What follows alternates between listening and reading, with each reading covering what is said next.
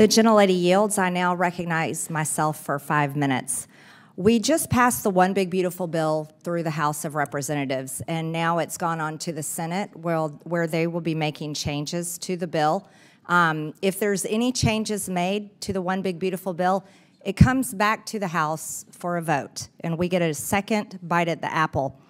Now, while this bill was going through committees and being discussed in the House of Representatives, no one on either side of the aisle that I know of, Republican or Democrat, brought up this particular clause on one single page in a over 1,000-page bill.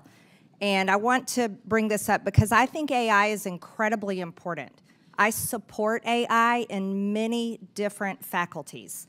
However, I think that at this time, as our generation is very much responsible, not only here in Congress, but leaders in tech industry and leaders in states and all around the world have an incredible responsibility of the future and development, regulation, and laws of AI. It's such an important responsibility. It literally affects our children and grandchildren's future. So I take this responsibility incredibly sincere, so much so that this past week I have come out in full transparency and said, when I voted for the One Big Beautiful Bill, I didn't know about this clause. I thought I was voting on taxes, energy, and border security. And this clause right here says a moratorium. In general, except as provided in paragraph 2, no state or political subdivision thereof may enforce during a 10-year period beginning on the date of the enactment of this act, any law or regulation of that state or a political subdivision thereof limiting, restricting, or otherwise regulating artificial intelligence models, artificial intelligence systems, or automated decision systems entered into interstate commerce. That is a comprehensive 10-year moratorium. Actually, what that is it is a pause for 10 years in federalism. This right here, if passed into law, will tell states they cannot regulate or make laws regarding AI. That means the federal government is the only governing body that can regulate or make laws for AI in the United States of America. And I'd like to ask each of you, do you support federalism, yes or no? I'll start with you. Do you support federalism, yes or no? State rights. It's a yes or no question.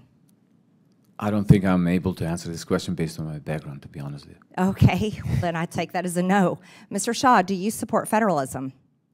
I do support state rights, and just from a small company standpoint, I would say whatever we can do to make it easier for a young company to navigate the 50 states will be very important, because otherwise... Well, either you support federalism or you don't. One or the other. It's a yes or no. Yes. Okay, Ms. Miller, do you... Yes. Yes? Mr.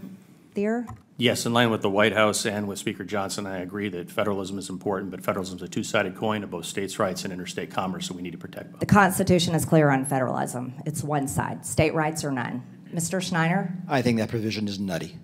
Okay, so do you support federalism, yes or no? In general, yes. Oh, in general, so that's vague. I'm not It's sure. vague, but that provision is nutty. Okay, so I still didn't get an answer clearly on federalism.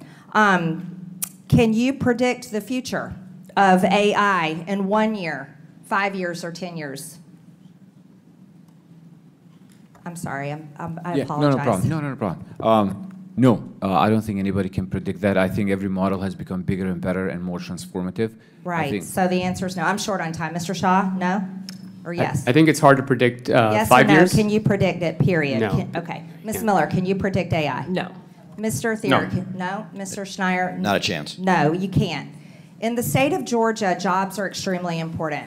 And AI is, whether we like it or not, and it's helpful in many ways and it's not helpful, will replace jobs. I have a manufacturing district, and the manufacturing companies are important, but so are the people's jobs. And if our state cannot regulate or make laws to protect people's jobs, people are going to go hungry. They're not going to have paychecks. They're not going to put roofs over their families' heads.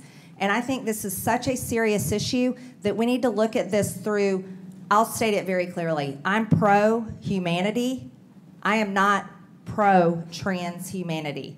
And when it comes to AI and regulation, when we get to vote on this bill again, I will be voting no because of this clause, and we will be working on this further. Thank you so much for being here today. I now yield to Ms. Simon.